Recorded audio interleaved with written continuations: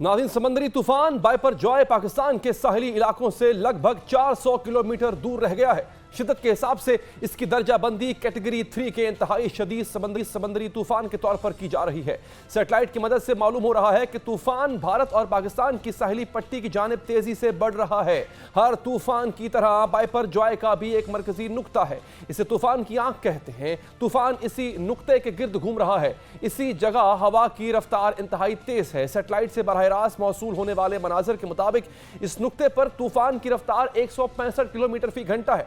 इसी वजह से तूफान के मरकज में भी शदीद तुग़यानी है और समंदर की लहरें यहां 30-30 फीट तक बुलंद हो रही हैं। सैटेलाइट से मौसूल होने वाला डाटा बता रहा है कि तूफान पहले भारत के साहिली इलाके से टकराएगा, फिर बदीन और उमरकोट से होता हुआ दोबारा भारत के इलाके जोधपुर की जानिब निकल जाएगा। मुमकिन तौर पर 15 जून जुमेरात की दोपहर ये तूफान पाकिस्तानी इलाके कैटी बंदर पहुंचेगा। इस वजह से ठट्ठा, सजावल और बदीन में खास तौर पर आंधी और तेज बारिश होगी। इस बारिश का फैलाव थरपारकर, उमरकोट और मीरपुर खास तक भी होगा। इस वजह से सिंध के इन 6 अजला को हसास करार दिया जा चुका है। चूंकि तूफान की वजह से समंदरी लहरें भी बुलंद हो रही हैं, इस वजह से साहिली पट्टी के इलाके मुतासर होंगे।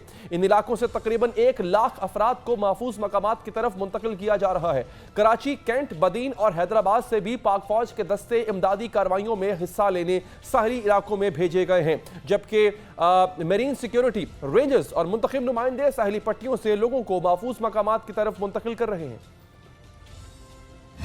जो हवाओं और बारिशों की शिद्दत होगी उससे को डैमेज, घरों को, फिर बिलबोर्ड्स हैं, इलेक्ट्रिसिटी पोल्स हैं, लोगों के सोलर पैनल्स, लोगों ने बहुत सारे सोलर पैनल्स लगाए हुए हैं, वो हिट हो सकते हैं। छतों और जो जितने वल्नरेबल यानी कमज़ोर मकानियत है, चाहे वो कोस्ट लाइन पे हो, कच्चे घर तो बिल्कुल इस वक्त इसकी जद में आ सकते। कराची, ठट्ठा, बदीन और दीगर इलाकों में समंदरी तूफान के असरात भी नुमाया होने लगे हैं। इन इलाकों में शदीद हब्स है, जबकि कराची की साहिली बस्ती चश्मा गोट में पानी सड़क किनारे तक पहुंच गया है। कराची के साहिली इलाकों में भी पानी की सतह बुलंद हो चुकी है। महकमा मौसमियात के मुताबिक ठट्ठा, सजावल, बदीन, थरपारकर, उमरकोट में आज से 17 जून तक बारिशें मुतवक्के हैं, जबकि इस दौरान हवाओं की रफ्तार 120 किलोमीटर फी घंटा तक रह सकती है। इसके अलावा हैदराबाद, टंडू मोहम्मद खान, टंडू अलायाल और मीरपुर खास में 14 से 16 जून के दरमियान आंधी और गरज चमक के साथ मूसलाधार बारिश मुतवक्के है, जबकि हब और लसबेला में भी 14 से 16 जून तक गर्द आलूद हवाओं और तेज बारिश का इम्कान है।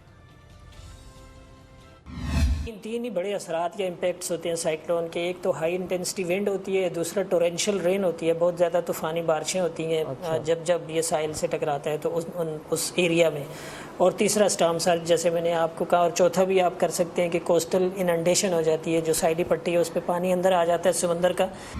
महकमे मौसमियात का बताना है कि तेज हवाएं कमजोर इमारतों और कच्चे मकानात को नुकसान पहुंचा सकती हैं। तूफान के दौरान कैटी बंदर और अतराफ लहरें 8 से 12 फीट बुलंद हो सकती हैं, जबकि सिंध की साहिली पट्टी पर लहरें 2 से 2.5 मीटर तक बुलंद हो सकती हैं। कराची में 14 जून से तमाम इम्तिहानात मुलतवी करने का ऐलान कर दिया गया। अवाम से कहा गया है कि बिजली की तारों, खंभों, दरख्तों और साइन बोर्ड से दूर रहें और तेज बारिश में गैर जरूरी सफर से गुरेज करें। हुकूमत सिंध ने शहरियों से यह दरख्वास्त भी की है कि तूफान के दौरान घरों में रहें और इस बात का खास ख्याल रखें कि बच्चे घरों से ना निकलें।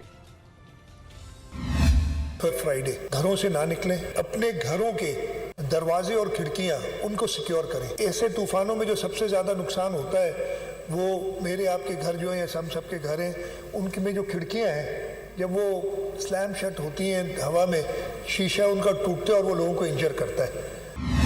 वज़ीर आला बलूचिस्तान ने भी कहा है कि साहिली इलाकों में अवाम इंतजामिया से ताउन करें और माहीगीर समंदर में जाने से गुरेज करें, लेकिन इस वक्त कराची के समंदर या खास तौर पे CBU का इलाका जिसके इर्द गिर्द आबादी भी बहुत ज़्यादा है, उसकी सूरत हाल क्या है? PNN न्यूज़ के नुमाइंदे मोहम्मद सलमान वहाँ पर मौजूद है। सलमान, ये बताया क्या जा रहा है यहाँ पे इस वक्त, क्योंकि तूफान तो अभी थोड़ा सा दूर है मगर उसके असरात पहले से वाज़े होना शुरू हो चुके होंगे और यहाँ से इवैक्यूएशन यानी इनखला की बात भी की जा रही है, वॉलंटरली इवैक्यूएशन की बात की जा रही है। सूरत हाल से आगाह कीजिएगा।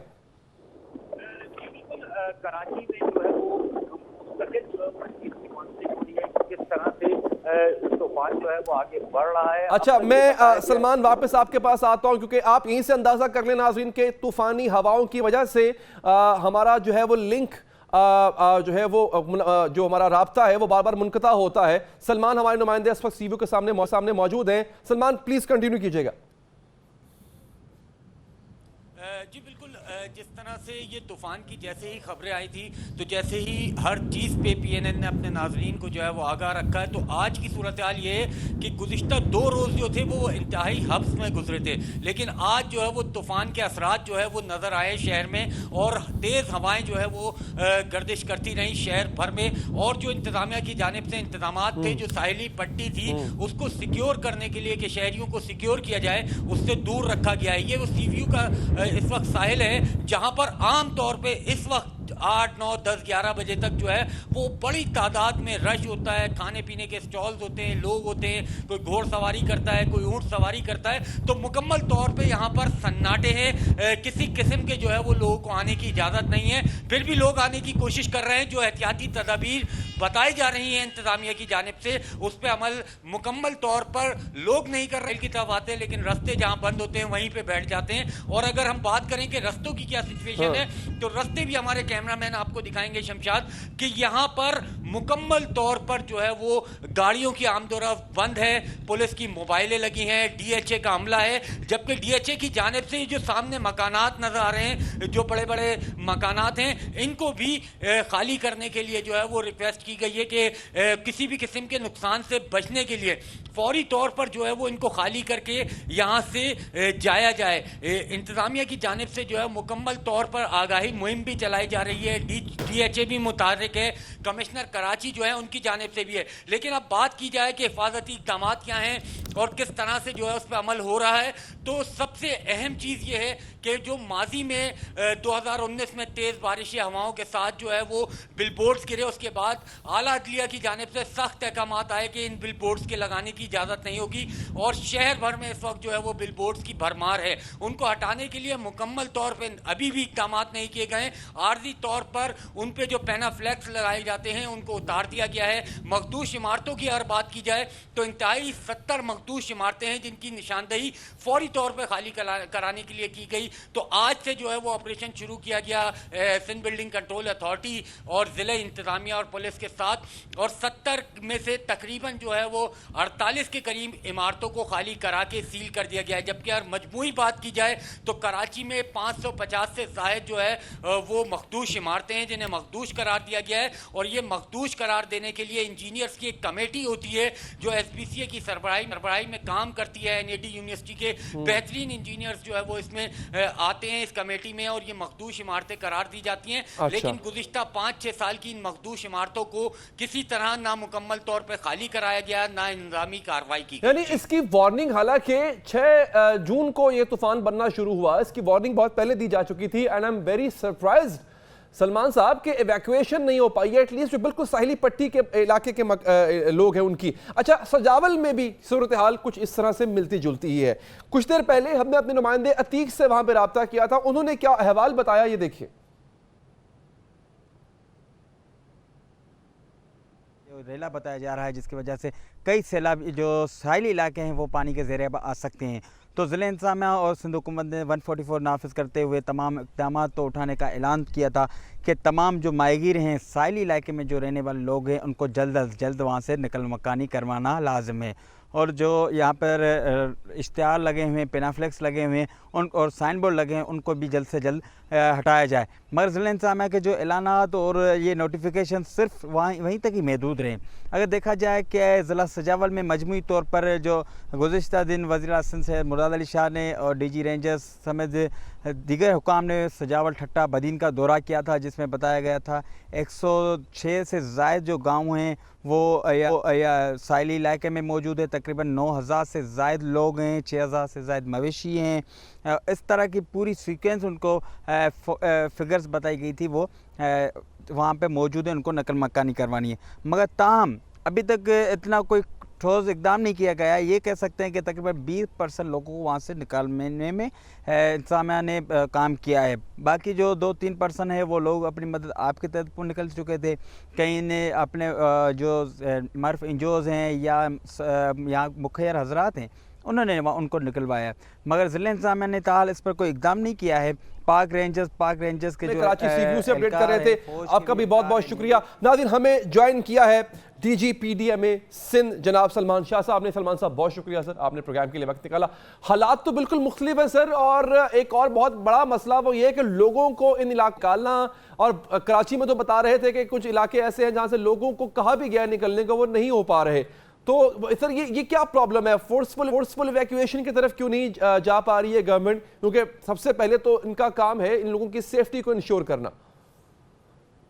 دیکھیں جی، سائیکلون جو ہے اس کی جو شدت تھی کل تک سمندر میں وہ تقریباً 180 سے 200 کلومیٹر پر آور کے حساب سے اس کی سپیڈ تھی، اور جو ویو ہائٹ تھی وہ بھی تقریباً 40 فٹ تک جاری تھی۔ اب جو ہے اس میں اس کی شدت میں تھوڑی کمی واقع ہوئی ہے۔ اس وقت جو ہے وہ ونڈ سپیڈ جو طوفان کے سینٹر میں ہے وہ تقریباً 140 کلومیٹر پر آور کے حساب سے ہے، اور جو اس کی شدت ہے لہروں کی وہ تقریباً 30 فٹ تک ہے۔ یہ ابھی مزید اس میں تھوڑی سی کمی آئے گی۔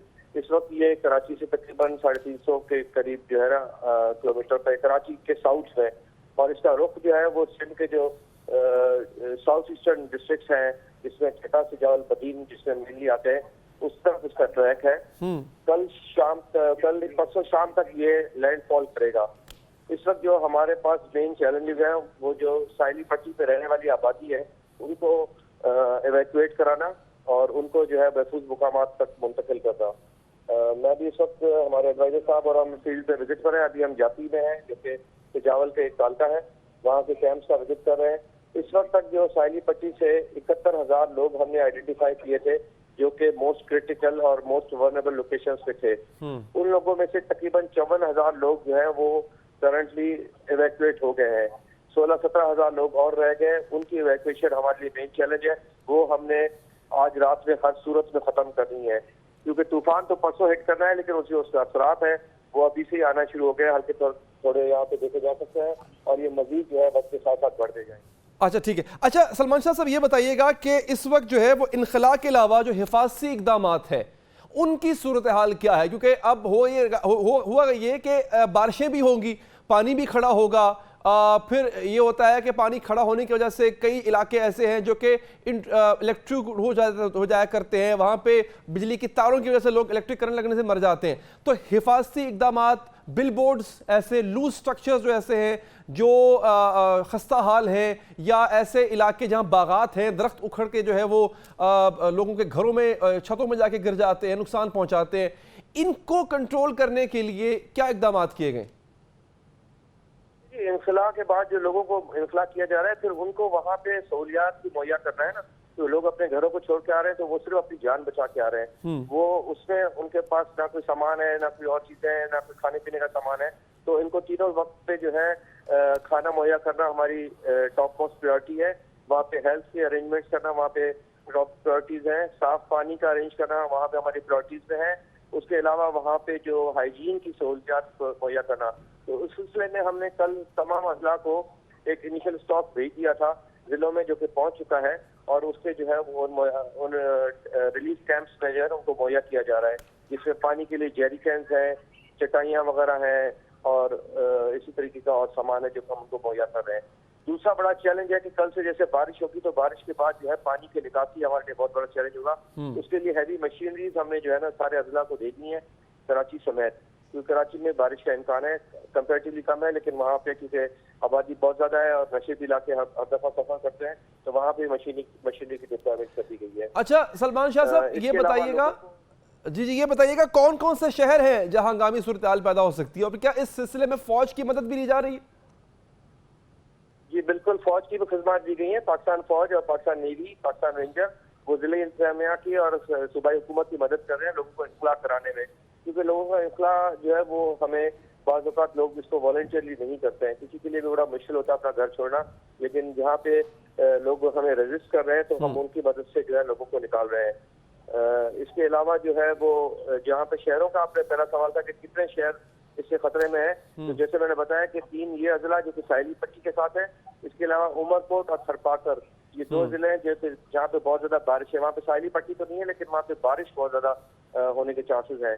اس کے علاوہ جو صدرن سندھ کے باقی اضلاع ہیں جس میں ٹنڈو محمد خان، ٹنڈو لیار، حیدرآباد، نیکوپار، کانگڑ، اور جامشورو، مٹیاری اور کراچی کے اضلاع، یہاں پہ جو ہے نسبتاً تھوڑی کم بارش اور کم ہوا ہوگی، لیکن یہ ہے کہ وہاں پہ بھی اس کے اثرات کچھ نہ کچھ آئیں گے. تو ہمارا جو مین فوکس ہے وہ 5 اضلاع کے اوپر ہے، جس میں ٹھٹہ، سجال، بدین، تھپاکر اور عمر کوٹ.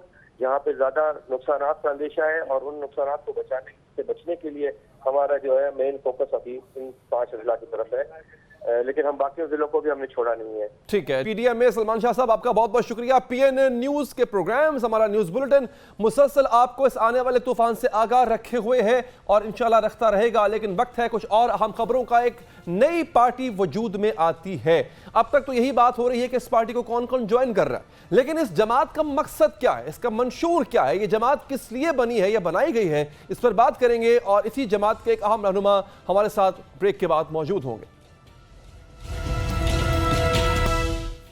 ناظرین، ایک نئی سیاسی جماعت بنائی گئی ہے اور کئی موسمی پرندوں نے اس کی شاخوں پر اپنے اپنے گھونسلے بنا لیے. نئی تشکیل دی گئی استحکام پاکستان پارٹی میں کئی ایسے رہنما بھی شامل کیے گئے ہیں جو کرپشن کیسز اور نیب تحقیقات کا سامنا کر چکے ہیں، اور کئی ایسے رہنما بھی شامل ہیں جو کتنی بار اپنی سیاسی وفاداریاں تبدیل کر چکے ہیں. اس پارٹی کے پیٹرن ان چیف جہانگیر ترین کی تو سپریم کورٹ میں نااہلی بھی ہو چکی ہے. دسمبر 2017 میں سپریم کورٹ نے آئین کے آرٹیکل 62(1)(f) کے تحت جہانگیر ترین کو نااہل قرار دیا تھا. عدالتی فیصلے کے مطابق جہانگیر ترین نے جو ہے وہ شائنی ویو نامی آف شور کمپنی بنا کر برطانیہ میں پراپرٹی لی اور اس کمپنی کے بینیفیشل اونر قرار پائے، لیکن سن 2015 کے کاغذات نامزدگی میں اس کا ذکر نہیں کیا. جہانگیر ترین پر یہ الزام بھی لگایا گیا ہے کہ سال 2010 اور 11 کے درمیان انہوں نے ٹیکس گوشواروں میں جو آمدن ظاہر کی وہ اس سے مختلف تھی جو انہوں نے الیکشن کمیشن کے سامنے ظاہر کی. یہ بھی الزام لگایا گیا کہ جہانگیر ترین نے ظاہر نہ کی گئی رقم کو سفید کرنے کے لیے زرعی آمدن کو بڑھا چڑھا کر بیان کیا، درست زرعی انکم ٹیکس ادا نہیں کیا. تاہم ان الزامات پر سپریم کورٹ نے یہ کہہ کر رائے دینے سے انکار کر دیا تھا کہ یہ معاملات متعلقہ فورم کے سامنے زیر سماعت ہیں. جہانگیر ترین کے خلاف انسائڈر ٹریڈنگ کی تحقیقات بھی ہوئی تھی. وہ JDW شوگر ملز کے ڈائریکٹر تھے. انہیں پتا تھا کہ یہ کمپنی یونائٹڈ شوگر ملز کے شیئرز خریدنے لگی ہے. انہوں نے اپنے ڈرائیور اور باورچی کے نام پر یہ شیئر خرید لیے تھے. ان تحقیقات کے بعد جہانگیر ترین نے انسائڈر ٹریڈنگ کا اعتراف کیا تھا اور 7 کروڑ 80 لاکھ روپیہ جرمانہ بھی ادا کیا تھا، لیکن پھر ایک انٹرویو میں انہوں نے اس کی کچھ مختلف توجیہ پیش کی تھی.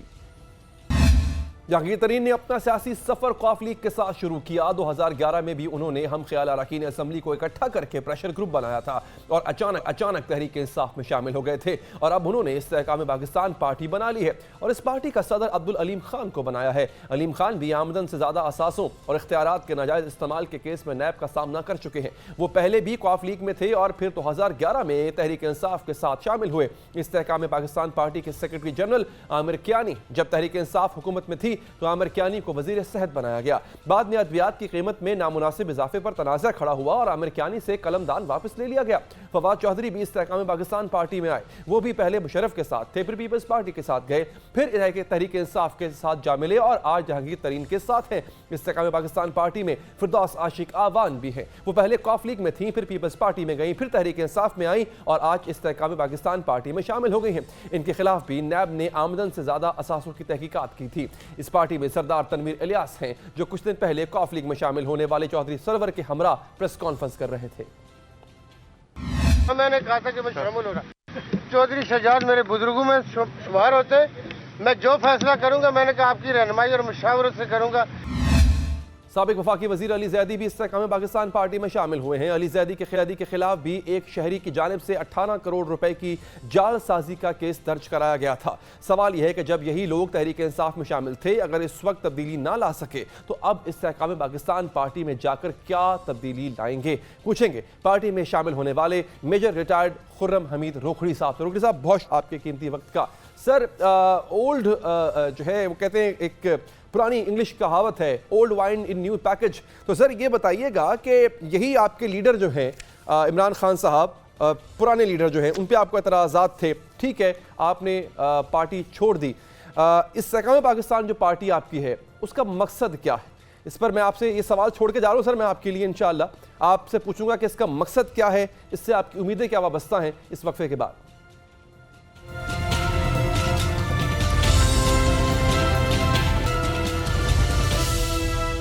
وقفے کے بعد حاضر ہیں میجر ریٹائرڈ خرم نوخڑی صاحب. استحکام پاکستان پارٹی آپ نے بنا لی ہے, لگ یہ رہا ہے کہ ایک ریئیکشنری پارٹی ہے جو کسی ریئیکشن کے بدلے میں وجود میں آئی ہے. سر کوئی مقصد بھی اس کا ڈیفائن کیا گیا ہے؟ کو پتہ بھی ہے کہ اس پارٹی نے کرنا کیا ہے سر؟ کیونکہ ابھی تک ہم یہ دیکھ رہے ہیں کہ جتنے بھی تحریک انصاف سے بھاگے ہوئے لوگ ہیں ان کو جمع کرنے میں آپ مصروف ہیں. یہ واضح نہیں ہے کہ اس پارٹی نے کرنا کیا ہے, یہ بنائی کیوں گئی ہے؟ تو ہمیں تو کلیئر ہے مقصد کیا ہے. ہم تو اس کرائسس کو جو 9 مئی کو آیا ہے, ہم تو سال ہو گیا اس کو بتاتے آ رہے تھے کہ ڈائریکشن تحریک انصاف کا لیڈر جو ہے اس نے اپنے شپ پہ ڈائریکشن چینج کر لیا اور یہ ڈیزاسٹر کی طرف جانے والے ہیں, اور ہم اس چیز کے مخالف تھے. دیٹس وائی ہم سائڈ پہ ہو گئے. اب 9 مئی کے بعد پاکستان تحریک انصاف کے ساتھ جو کچھ ہو گیا اس کا ذمہ دار تو اس کا لیڈر ہے, اور اس کا ذمہ دار تو وہ ہے جس نے یہ سارا چیز کو ڈیولپ کیا, قوم کو تقسیم کیا, بچوں کو استعمال کیا, ان کو آگ میں ڈال دیا, ان سے لڑائیاں کروائیں. اور جب کوئی بین الاقوامی ایک ادارہ پوچھتا ہے کہ آپ کے اپنے بچوں کے لیے سیف ہے پاکستان, تو وہ کہتا ہے نہیں آپ اپنے بچوں کو وہ کہتے ہیں نہیں, Pakistan is not safe for them to come down here. دیکھیں یہ پولیٹیکل پارٹی تھی, اس کو پروگریسو ہو کے اس کو ان بچوں کا قوم کا احساس کرتے ہوئے آگے جانا تھا. ہم تو ابھی بھی اسی نظریے پہ کھڑے ہیں جس پہ ہم نے اس کو جوائن کیا تھا, اور وہ نظریہ یہ تھا کہ ہم اس کے ساتھ مل کے پاکستان کو ایک نئے راستے کے اوپر لگانا چاہتے ہیں. اور اس نے اپنا راستہ چینج کر کے کوئی اور ڈائریکشن ذہن میں رکھی, اور اس نے کہا کہ میں اپنے ملک کے اندر لڑائی کرنا چاہتا ہوں. تو اس پارٹی کے اس قیام کا مقصد کیا ہے؟ مقصد ہی یہی ہے کہ ہم اپنی قوم کو بچائیں. اس استحکام کو جو ڈی سٹیبلائزیشن ہو چکی ہے اس وقت, ہم اس کو سیکیور کریں. اپنی اس جنریشن کو جو پولرائزیشن کا شکار ہو کے, تقسیم ہو کے, گھروں کے اندر نیگیٹیوٹی کا شکار ہو کے آگے اپنا مستقبل کے بارے میں نہیں سوچ رہی, اس کو سنبھالیں. تو اس پارٹی کا مقصد تو بڑا واضح ہے. اور ہم اب ہمارے سے اب یہ پوچھیں کہ آر وی ہوپ فل؟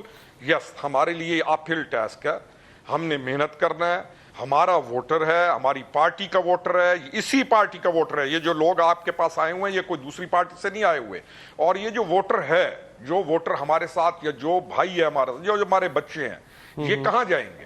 یہ کیا نون کے پاس جائیں گے؟ یہ پی پی پی کے پاس جائیں گے؟ یہ کہیں پہ بھی اور نہیں جائیں گے. ہم ایک تھے, ہم نے ایک دوسرے کو سنبھالنا ہے. That's the point. جی سر. اچھا سر, دیکھیں اگین آپ نے اچھی بات ہے, یو ہیو ہائی ہوپس, اور ہونی بھی چاہیے, مگر آپ نے ہوپس شفٹ کی ہیں ایک ایسے آدمی سے جس کی ڈائریکشن غلط تھی, ایک ایسے آدمی پر کہ جس پہ کرپشن کے چارجز تھے. وہ نااہل ہوئے اس وجہ سے کیونکہ ان پہ چارجز تھے. آپ ایسے لیڈر کے پیچھے ہیں جو آف شور کمپنیاں چھپانے کا ان پہ الزام ہے, جن پہ انسائڈر ٹریڈنگ کا الزام ہے, پر اس کے بعد انہوں نے جرمانے کے طور پہ کروڑوں روپے جرمانہ ادا بھی کیا. باورچی ڈرائیور کے نام پہ ساسے شیئرز خریدے انہوں نے. چینی بحران پیدا کرنے کا الزام بھی ان پر ہے. پھر مشرف دور میں بھی ان پہ الزام لگا, عمران خان دور میں بھی الزام لگا. تو سر ایک ایسا شخص جس نے الیکشن کمیشن کے گوشواروں میں سانسیں چھپائے, آپ کو یہ لیڈر کے طور پہ قبول ہے؟ مطلب آپ نے آلٹرنیٹ تو لیا, اچھی بات ہے سر, لیکن آلٹرنیٹ کے طور پہ جو آپ نے انتخاب کیا وہ پر ایک ایسے لیڈر کا کیا جو آلریڈی بہت ٹینٹڈ ہے. میں اس کا جواب میں جی, میں اول تو یہ جو ثاقب نثار کے جو کیسز ہیں اور ثاقب نثار کے جو فیصلے ہیں نا, اور ثاقب نثار کی جو تمام کاروائیاں ہیں, اور ثاقب نثار کے جو وارداتیں ہیں اس ملک کے ساتھ, ان کو بھی آپ تمام کو اور ہمیں مل کر پروب کرنا پڑے گا. کل نواز شریف کے اوپر بھی جو کیس بنا تھا, جس کے اوپر ہم سارے چیخ کے بول رہے تھے کہ کتنی بڑی کرپشن ہوئی ہے, آج خود ایڈمٹ ہو رہا ہے کہ پیناما والی پتہ نہیں کیا ڈرامہ بازیاں تھیں. مجھے اتنا پتہ ہے کہ میں سمجھتا تھا کہ عمران خان جو ہے, یہ بہت بڑا انکشاف کر رہے ہیں آپ, یہ آپ مانتے ہیں کہ اٹ واز آل سر؟ میں آپ نے میری بات کو پورا سنے. ثاقب نثار کی کوئی بھی چیز کی ہوئی, آج میں اس کے بارے میں امبیگٹی کے اندر ہوں کہ اس کے اندر کوئی نہ کوئی واردات لازمی موجود ہے. اچھا, یعنی اس کے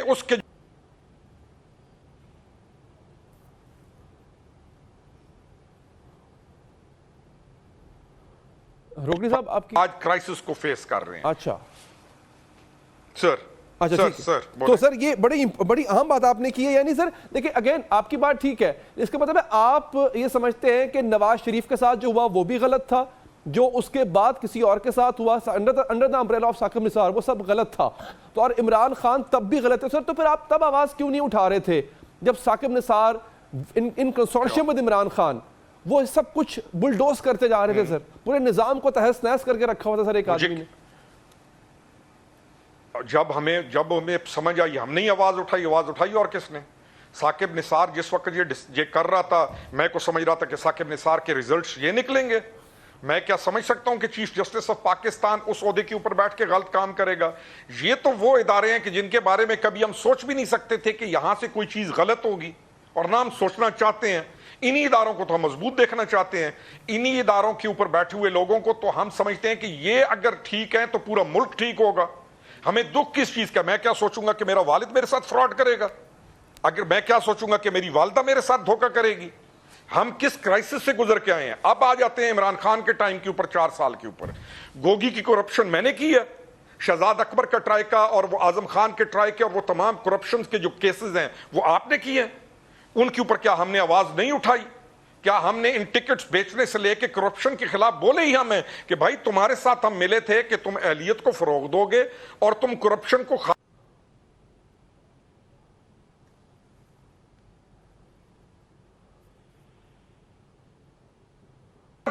अपने साथ चिपका कर तुम पाकिस्तान को किसी और तरफ लेकर जा रहे हो? हम ही बोले, हमारे अलावा बोला कौन है? हम ही तो वो हैं कि हमने तो दिल जला के सरेआम रख दिया। अब जिसके जी में आए वही पाए रोशनी। हमें गालियां निकली हैं, हमें ट्रोल किया गया है, हमारे बीवी बच्चों को धमकियां दी गई। हमारे अलावा कौन बोले ही हम हैं। जी सर। अच्छा सर, बाकी जो आपके टीम का हिस्सा हैं लोग, उन पे भी इल्जामात हैं सर, और ये कुछ ऐसे लोग हैं जो कि एक दूसरे की अहलियत पर सवाल उठाते रहे। फिरदौस आशिक अवान फवाद चौधरी पे, फवाद चौधरी फिरदौस आशिक अवान पे, अली जैदी पे ठेके देने का इल्जाम है। ये वो लोग हैं कि जो अपने इल्जामात भी सर अभी तक क्लियर नहीं करवा पाए हैं। Under the regime of Imran Khan इन पे काफ़ी इल्ज़ाम लगे। खाली अगर इमरान खान नाअहल थे, करप्ट थे या गलत डायरेक्शन में थे, तो सर ये भी तो वही लोग हैं ना सर जो गलत डायरेक्शन में थे। उस पुरानी टीम के साथ आप नया काम या पाकिस्तान को नई सिमत में कैसे डाल सकेंगे सर, जब यही टीम इमरान खान को मिली थी, वो कुछ नहीं कर पाए, तो सर आप क्या कर लेंगे? आप मीडिया के लोग हैं, आप नई टीम अपने अंदर ले आए। आपके 8 एंकर बैठे होते हैं जो मेन, आप उनमें जरा 9वां डाल के दिखा दें। आपके जो 20 एंकर हैं आप जरा 25 करके दिखा दें। सर ये आपके मुल्क का सिस्टम है, बाकी पार्टीज के अंदर चले जाएं सारे इसी तरह। ये तो सिस्टम आपका ऐसा है। आप ऐसी चीज पे हैरान क्यों हो जो कि आपकी रूटीन है उस मुल्क की? दूसरी चीज, ये जहां पर थे, ये जहां पर ये काम कर रहे थे, इनका बॉस कौन था? इनका बॉस इमरान खान।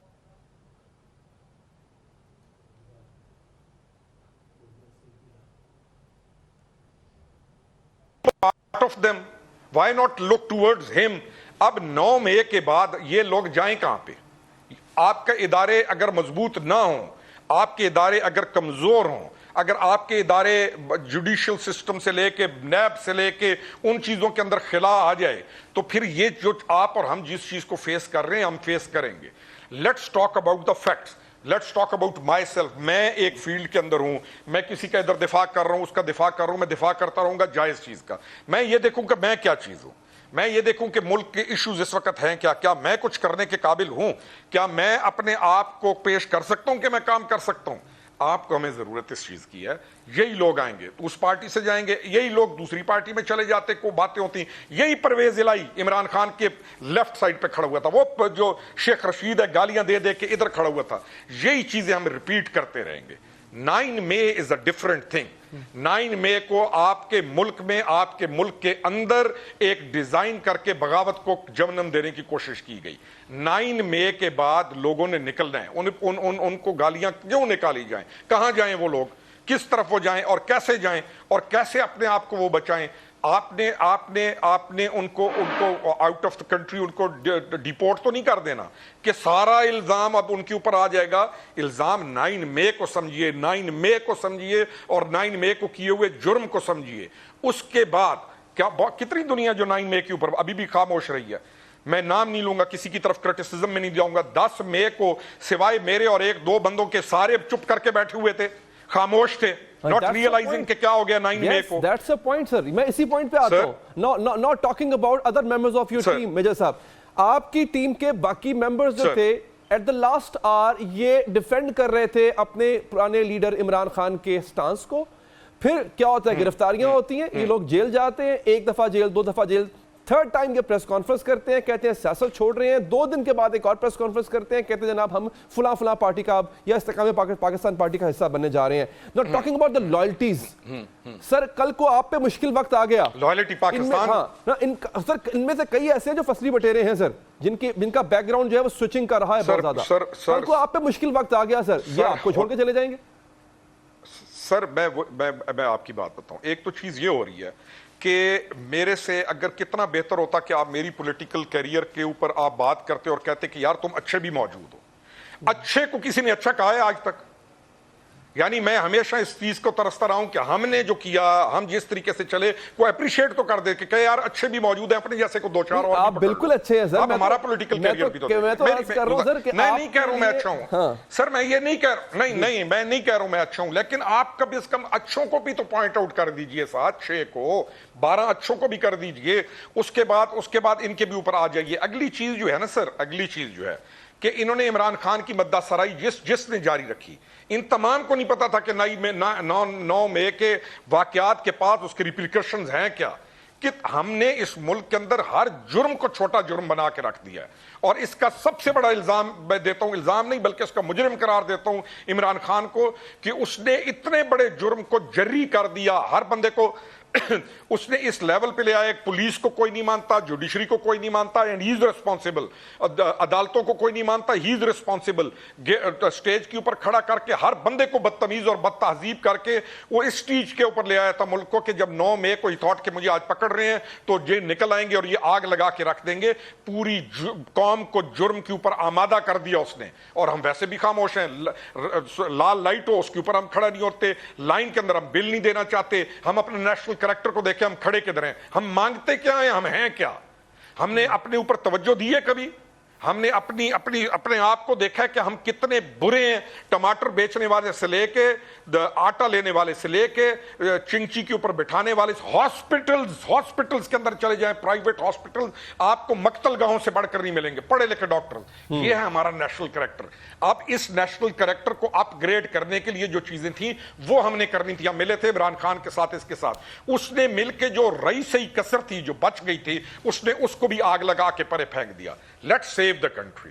ہم ملائن, ہم الزامات, ہم ان تمام چیزوں سے نکل کر کسی ڈائریکشن میں آنے کی ہم کوشش کر سکتے ہیں. آپ کی بات بالکل آئی ایگری سر, آپ کی بات بالکل درست ہے, بٹ چونکہ پارٹی سر نوزائیدہ ہے اور بڑے ان یوزل سرکمسٹانسز میں یہ فارم ہوئی ہے, لہٰذا آپ کو انیشلی کچھ چند ہفتے یا 1-2 مہینے تک کچھ سوالات کا جواب آپ کو دینا پڑے گا, یا آپ پر سوالات وہ پھینکے جائیں گے. بھگتنا پڑے گا سر, بھگتنا پڑے گا اور بھگتنا پڑے گا, ان کے جواب بھی دینے پڑیں گے اور ناراض بھی ہوئے بغیر دیے جائیں گے. جائز چیز کو ڈیفینڈ کیا, جی ہاں جائز چیز کو ڈیفینڈ کیا جائے گا, اور جو جائز نہیں ہوگی why should I be defending a thing. لیکن یہ سچویشن ہے جو میں نے آپ سے ڈسکس کی. اچھا سر, اب ایک اور یوں کہہ لیں کہ پرسپشن بلڈ ہو رہی ہے یا پتہ نہیں بلڈ کرنے کی کوشش کی جا رہی ہے that it's a king's party like we had in previous ages. تو کیا یہ کنگز پارٹی کا تاثر, اس کا کیا جواب ہے سر, کہ یہ لوگ ہیں انڈر ڈیورس, اندر پریشر ان لوگوں نے جوائن کیا ہے, اٹس اے کنگز پارٹی, اس کو کس طرح ڈیفینڈ کریں گے سر؟ اچھا میں آپ کو بتاؤں, ہمارا پورا جو کلچر ہے وہ گمان پہ چلتا ہے. I assume, I presume, اور چلے گمان سارے کرتے ہیں, گمان ایک حد تک درست بھی ہے, لیکن اللہ تعالیٰ نے قرآن کریم میں زیادہ گمان کو منع بھی کیا. اچھا ہم گمان پہ آتے ہیں, گمان پہ چلتا ہے. گمان کی بنیاد پہ حکم نہیں لگایا جا سکتا. آپ سوچ سکتے ہیں, anybody can think کہ یہ کنگز پارٹی ہے, anybody can think یہ فلانا پارٹی ہے, لیکن اس پہ حتمی حکم نہ لگائیں. میں یہ کہتا ہوں سر, آپ سرکمسٹانسز کو دیکھیں. یہ پارٹی ایک نیچرل طریقے سے وجود میں آئی ہے, ایک سپیس کو ہم نے فل کیا ہے. ہم اس ڈائریکشن میں گئے کہ 9 مئی کے بعد نوئنگ فلی ویل کہ کیا ہو چکا ہے, ہم نے اس پارٹی کو بڑے ٹائم پہ لانچ کیا. ضرورت کس چیز کی ہے؟ ہماری محنت کی. ضرورت اس چیز کی ہے کہ ہم اپنے آپ کو 2+2 4 لے کر آگے چلیں, اور اپنا وہ جو مینڈیٹ تھا جس پہ ہم عمران خان کو ملے تھے, ہم اس کو انکلکیٹ کرتے ہوئے آگے چلیں. الزام کنگز پارٹی کا لگتا رہے گا, ہم ڈینائی کرتے رہیں گے, لیکن سرکمسٹانسز کو کوئی نہیں دیکھے گا. اگر کوئی بھی ڈیپلی سرکمسٹانسز کو اسٹڈی کر لے جو پیچھے ہو رہا تھا, خاص طور پہ جب اسمبلی سے عمران خان گیا اور اس نے ریزائن کیا, اس سے لے کے آج تک تک کہ آپ سرکمسٹانسز اسٹڈی کرتے جائیں آپ کو 100% یہ پارٹی ایک سٹیبل لیجیٹیمیٹ ٹائم پہ آنے والی پارٹی لگے گی. اچھا لیکن سر اگین اس میں آپ کو بہت سی چیزوں کے جواب ابھی بھی دینا ہوں گے, بہت سے سوالات ایسے ہیں جو آگے چل کے اکٹھے ہوں گے. اس کو ایک break up faction of Tehreek Insaf بھی کہا جا رہا ہے. اگین جیسے کہ میں نے آغاز میں کہا تھا, اولڈ وائن ان نیو پیکیجنگ بھی اس کو کہا جا رہا ہے. اب اگر کل کو آپ کو اقتدار ملتا ہے, کل کو یا آپ شراکت اقتدار کا حصہ بنتے ہیں, تو آپ کی پرفارمنس کیسی ہوگی, اسی سے پتہ چلے گا کہ کتنے سنسیئر ہے یہ پارٹی. بہت بہت شکریہ آپ کا روکڑی صاحب, آپ نے پروگرام کے لیے وقت نکالا. پروگرام ختم ہو جاتا ہے, مجھے دیجیے اجازت, اللہ نگہبان.